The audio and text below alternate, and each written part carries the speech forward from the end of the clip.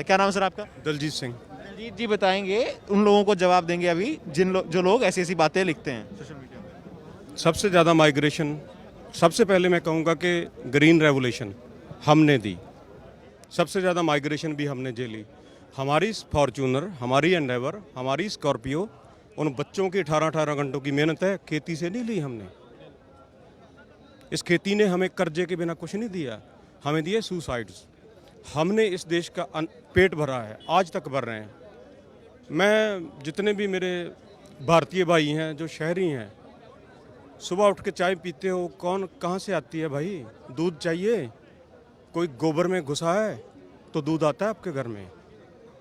आप उस कमरे में 1 मिनट नहीं रुक पाओगे जहाँ से हम दूध पैदा करके भेजते हैं। आप टमाटर खाते हो, जहर हम झेलते हैं, आपको स्वच्छ साफ सुथरी सब्जी भेजते हैं। क्या खाते हो? जो भी पैसा कमाते हो क्या करते हो यार?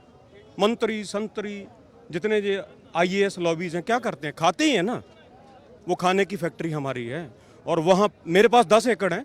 जो बंदा कहता है कि खेती आसान है, मैं 1 साल फ्री में देता हूँ, आओ करके दिखाओ, मेरी जॉब कर लो, मैं फ्री में 1 पैसा नहीं लूँगा यार। कोई भी बंदा जो मानता है कि खेती बहुत आसान है, मैं 1 साल के लिए फ्री देता हूँ। 1 बंदा ले ले, 10 बंदे ले ले, मैं प्रॉमिस करता हूँ आपके चैनल के माध्यम से, ललन टॉप से प्रॉमिस करता हूँ, 1 पैसा नहीं लूँगा 1 साल का। मुझे पैदा करके दिखाओ, बातें मत करो। हम बहुत दुखी हैं, हमारी बात आज तक किसी ने नहीं सुनी। हमारे पास 1 मिनट का टाइम नहीं है इस दिल्ली के लिए। हमारा दम घुटता है यहाँ पे। हम अपने खेतों में बहुत खुश हैं, हम यहाँ नहीं रहना चाहते। हम इस देश के लिए, हमारे बेटे सरहद पे खड़े हैं, हमारे भाई, हम खेतों में खड़े हैं, हम खेतों में खड़े हैं। हमारा दोष बता दो यार, हमारा दर्द समझो। हमारा एक दोष बता दो कि आपका ये दोष है यार, आपने ये गलत कर दिया, हम चले जाएंगे वापस। आप जॉब करते हो, काम करते हो, हर काम के लिए एक लॉ है कि आप बंधुआ नहीं हो, आपकी मर्जी के बिना कोई आपसे काम नहीं करवा पाएगा। जो चीज़ हमने मांगी नहीं वो हमें क्यों दे रहे हो यार? आपने हमें अपने मैनिफेस्टो में वादा किया कि स्वामीनाथन की रिपोर्ट लागू करूंगा 2014 में। 7 साल हो गए, क्यों नहीं हुई?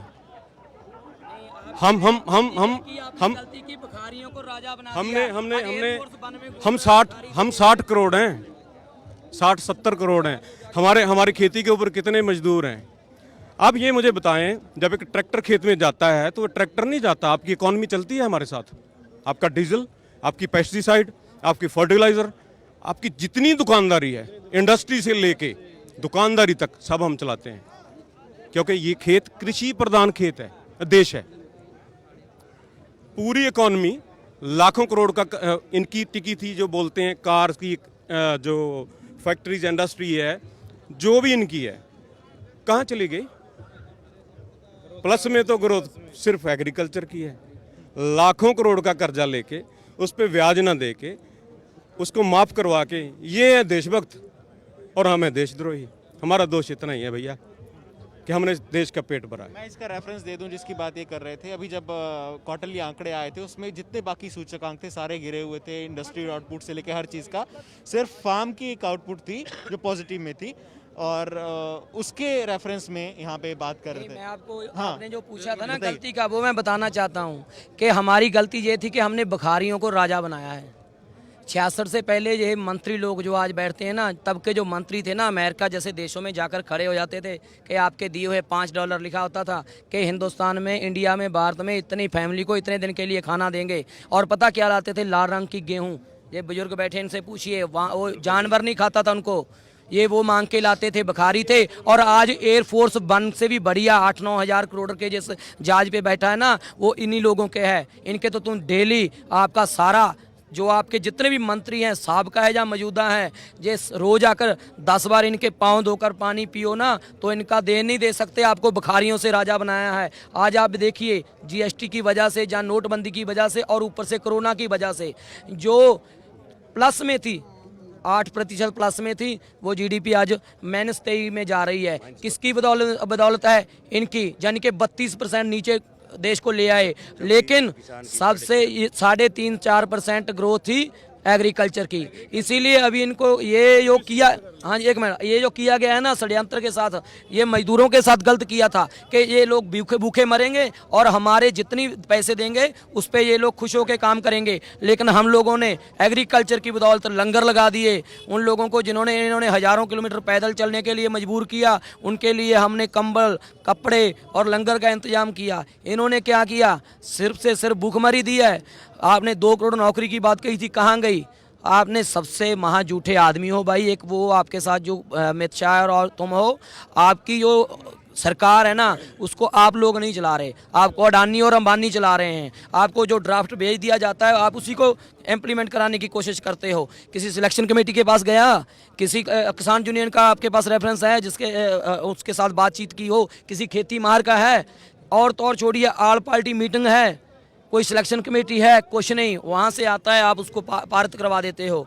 आप उनके एक नौकर की तरह काम कर रहे हो, इंडस्ट्रियल की तरह। ये नहीं चलेगा भाई, ये लोकतंत्र है, ये भी वापस लेने पड़ेंगे। और जो मजदूरों के ऊपर आपने कानून लाए हैं कि आपको 3 महीने पहले हड़ताल का नोटिस देना पड़ेगा, वो कानून भी वापस लेना पड़ेगा। और जो आपका बिजली का कानून लाए हैं वो भी वापस होगा। जो अध्यादेश आप पराली वाला लेके आए हैं उसको भी वापस लो और स्वामीनाथन रिपोर्ट लागू करो। एक नया कानून लाओ MSP के ऊपर, और किसानों के लिए कुछ अच्छा कानून बनाओ किसानों की मर्जी से। ऐसे आप कुछ हम पे नहीं थोप सकते, क्योंकि आज अब जो बात है वो हिंदू मुसलमान की नहीं चल रही, अब भूख की है, और भूख का कोई धर्म नहीं होता। धन्यवाद, शुक्रिया। हाँ आप भी कुछ कह रहे थे, बताइए। हम ये कह रहे हैं जो ये कानून के बारे में, जो पंजाब में ये सिस्टम चल रहा था, बहुत मजबूत स्ट्रक्चर था पंजाब का। पंजाब में ये कानून जो सिस्टम चल रहा था उसमें 4200 करोड़ रुपए का रेवेन्यू आता था मंडीकरण बोर्ड को। वो 8.5% टैक्स था वहाँ पंजाब में, उसको आप ये ख़त्म कर रहे हैं, 1% कर रहे हैं। जाके बाहर में मंडी खुल जाए, खुली मंडी, प्राइवेट मंडी, उससे 4200 करोड़ रुपए का मार्केट कमेटी का नुकसान होगा, मंडीकरण बोर्ड का, हमारे पंजाब का। बहुत सारे जो काम कर रहे हैं वहाँ पे उन लोगों का नुकसान होगा। 20 लाख जो मजदूर हैं मंडी में काम करते थे उनका नुकसान होगा, और 50,000 से ऊपर जो आड़ती थे एजेंट्स, उनका नुकसान होगा। उनका सरकार तो आड़तियों को बिचौलिया बोलती है, कहती है वो तो पैसे खा रहे हैं बीच में। बिल्कुल गलत बात है। वो किसानों को है ATM कार्ड, हम मजदूरों के ATM कार्ड हैं किसान, और वो उनका भी धंधा जॉब हो जाएगा। उन्होंने बहुत मंडी पे खर्च किया है, अपना फंड लगाया है, अपना फर्श लगाया है, अपना पैसा लोगों में खिला रखा है, और 50,000 से लेकर 60,000 मुनीम है जो हमारे पंजाबी मंडियों में काम करता, उनका सारा धंधा चौपट हो जाएगा, उनका परिवार भूखा मर जाएगा। हम उसके बारे में भी सोच रहे हैं। ये बिल्कुल, ये कानून जो बिल्कुल गलत है। आपका कहना ये है कि इस जो कृषि कानून है इनका असर सिर्फ किसान पे नहीं होगा, इसका मजदूर पे असर है, हर वर्ग पे असर होगा, कंज्यूमर पे भी असर होगा, जो उपभोक्ता है। इसका नुकसान हमसे ज़्यादा जो नुकसान है आम पब्लिक का होगा, जिनमें विद्यार्थी, मीडिया वाले, दुकानदार, मजदूर और बहुत हमारे भाईचारे, मुलाजम वर्ग हो गया, औरत वर्ग हो गया, सबका नुकसान होगा। ये क्या करेंगे, ये एक ही लॉज में, एक ही साइलों में पूरे पंजाब का जो अनाज है उसको स्टोर करेंगे, और हरियाणा का एक ही लॉज, एक ही साइलों में स्टोर करेंगे, और मध्य प्रदेश का एक साइलों में स्टोर करेंगे, उत्तर प्रदेश का एक साइलों में स्टोर करेंगे। और माल को जो साइलोज हैं न्यू टेक्नोलॉजी के, 4-4 साल उसमें कनक जो गेहूँ खराब नहीं होता, उसको स्टोर करके रख लेंगे। अकाल जैसी परिस्थिति बना देंगे। जब अकाल पड़ गया, आपसे, मीडिया वालों से, विद्यार्थियों से, सारे वर्गों से 200 रुपये किलो का भी मांगे तो आप देंगे। भूखे मरते क्या करोगे? आप नोट तो नहीं खा सकते ना, खाना खाना पड़ेगा, भोजन खाना पड़ेगा। और जब इनका मर्जी हो गया कि हमारे सामने कोई छोटा व्यापारी उठ रहा है, ये सारे का सारा माल मंडी में गिरा देंगे लेकर, खुली मंडी में, और धंधा चौपट कर देंगे। छोटे व्यापारी को ये उठने नहीं देंगे, ये जमने नहीं देंगे। और जो किसान, जो खेत, मेरे पास 50 एकड़ से ऊपर ज़मीन है, मेरे पास पंजाब में कपूरथला जिला में सुल्तानपुर लोधी तहसील में 50 एकड़ से ऊपर ज़मीन है। मेरा ब्रदर 25 साल से जर्मनी में है, नेशनल है, जर्मन नेशनल। मैंने ये इस कानून से मेरा इस तरह मन ख़राब हुआ, मैंने अपना बेटा कनाडा भेज दिया। मेरे को फ्यूचर जो है अंधा दिख रहा है फ्यूचर। ये काला कानून है बहुत।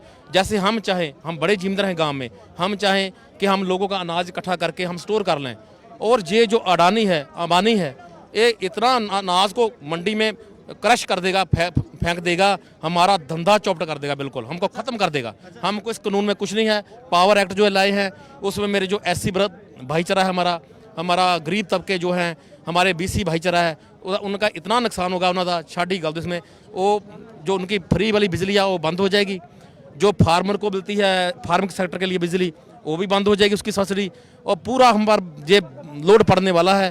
हम हाँ जो सारा मेरा एक आखिरी सवाल आपसे कि जैसे थोड़ी देर पहले हमने बात की कि सोशल मीडिया पे लोग लिखते हैं भाई किसान ये जो जीन्स पहन के आ गए शरारती आंसर हैं या ये इनको फंड कौन कर रहा है, इसी तरीके के 36 सवाल पूछे जाते हैं ना कि ये लोग किस जीन्स डाल के आईफोन लेके घूम रहे हैं, ऐसा किसान तो मैं भी बनना चाहता हूँ आईफोन वाला, क्या क्या बोलेंगे? सर ये फार्मर जो है अन्नदाता है देश का, और कई किसानों के पास खुली ज़मीन है, मगर है तो वो किसान, वो जो आड़तिया किसान मजदूर का भाईचारा हम नहीं टूटने देंगे। हम उसके बारे में सोच रहे हैं, हम क्यों नहीं पहन सकते सर? हम जो MLAs हैं, MPs हैं और ऑफिसर्स हैं, व्यापारी हैं, इनके बच्चे 50-50 हज़ार के जूते पाते हैं, हम जीन क्यों नहीं पा सकते? हमको क्या बहन है जीन? हम दिन रात खेतों में मरते हैं सर, 24 घंटे हम हमारी ऑन स्टॉप ड्यूटी है हमारी। रात को फ़ोन आ गया भैया लाइट चल रहा है पड़ोसी का, तो हम नंगे पर भाग पड़ते हैं। सांप हैं वहाँ, कीड़े हैं, सुंडियाँ हैं वहाँ, कांटे हैं, हम जो इतना पीड़ा झेलते हैं, हम जीन क्यों नहीं पा सकते?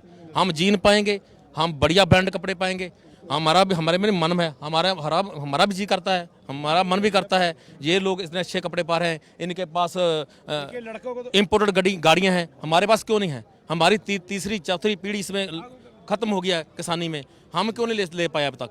हमारा मन करता है वो मोदी साहब ऐसे कानून लाओ जहाँ हमें हमारी आमदन बढ़े, हम भी ये गाड़ियाँ ले सकें और आपका भी सिर दुनिया में ऊंचा हो कि आपके राज में किसानों के पास महंगी गाड़ियाँ हैं, मजदूरों के पास महंगी गाड़ियाँ हैं, किसान और मजदूर अच्छे कपड़े पहन रहे हैं, अच्छा उसके पास पैसा है, खुशहाल हो रहा है देश, ना कि ये दुनिया भूखी मर रही है, दुनिया जहाँ नीचे सो रही है। और तो और मोदी सरकार ने मच्छर छोड़ दिया हम पर, हाँ, और तो और मच्छर से मारना चाहता है हमको।